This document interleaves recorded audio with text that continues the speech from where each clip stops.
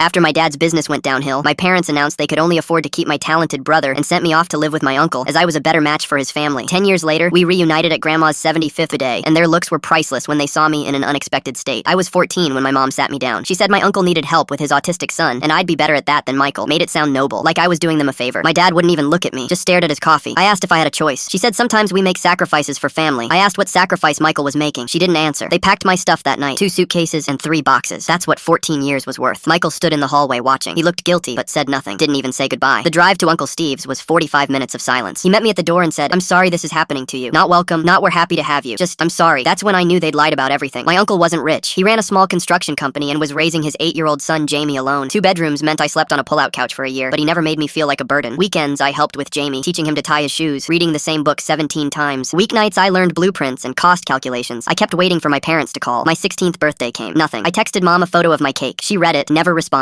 I graduated high school with honors. Sent them invitations. They didn't come. My uncle was there, front row. He brought flowers and took me to Denny's. Told me he was proud. First time anyone said that in 4 years. I worked through college doing estimations during the day and classes at night. Took 6 years, but I finished. By 25, I had my contractor's license. By 28, I'd bought my uncle out and renamed it Davis Construction. My last name, not theirs. I expanded into 3 states. Hired 47 people. We specialized in hospitals and schools. The projects my dad used to dream about. I thought about calling them 100 times. But what do you say to people who decided one kid wasn't worth keeping? Then Grandma's 75th birthday invitation arrived. Country club, formal cardstock. I almost threw it away. My uncle said maybe I needed to see them to let it go. I showed up straight from a job site. Steel-toed boots, high-vis jacket with Davis Construction across the back, cement dust still on my jeans. Walked into that marble ballroom and saw them. Mom in a dress that cost more than my first car. Dad with a new Rolex. Michael showing off engagement photos. They'd clearly bounced back. Mom's face went white when she saw me, like she'd seen a ghost. Dad stood up. Michael barely recognized me. My aunt whispered, "Who's that?" Mom said, "That's our daughter." My aunt looked shocked. "You told us she was abroad in consulting, making you proud." They'd been lying for 10 years. Easier than admitting what they'd done. Another aunt asked what I do. Dad jumped in with some story about international consulting. Big projects. Lots of travel. That's why I couldn't visit. I let him finish his whole speech. Then I said, "Actually, I own Davis Construction. We did the new hospital wing downtown. The one that has the medical center Dad's name used to be on before everything collapsed." Complete silence. Mom grabbed Dad's arm. Her knuckles went white. "You're lying," she said. I pulled out my business card, slid it across the table to Michael. "Revenue last year was 12 million. We're projected to hit 18 this year." Dad's face went from white to red. He forced a laugh. "Why didn't you tell us? Why didn't you reach out to share your success?" I looked right at him, made eye contact for the first time in 10 years. "You never called to ask. You never checked if I was alive or dead. Why would I share anything with you?" Mom started crying, making a scene. They were under so much pressure. They thought I'd be better off with Uncle Steve. I said the only mistake was thinking I needed any of you to succeed. Grandma appeared beside me. She'd been quiet the whole time, hugged me so tight I could barely breathe. Whispered I always knew you'd be okay. She'd been the only one checking on me, sending birthday cards with $20 bills, calling my uncle. She never told my parents. Let them believe their own lies. I walked out. Mom chased me to the parking lot, her heels clicking on the pavement, grabbed my arm, said we should talk. That enough time had passed. I should forgive them because we're family. I pulled my arm away. "You gave up the right to call me family when you picked which kid was worth keeping." I got in my truck and drove away. Haven't spoken to them since.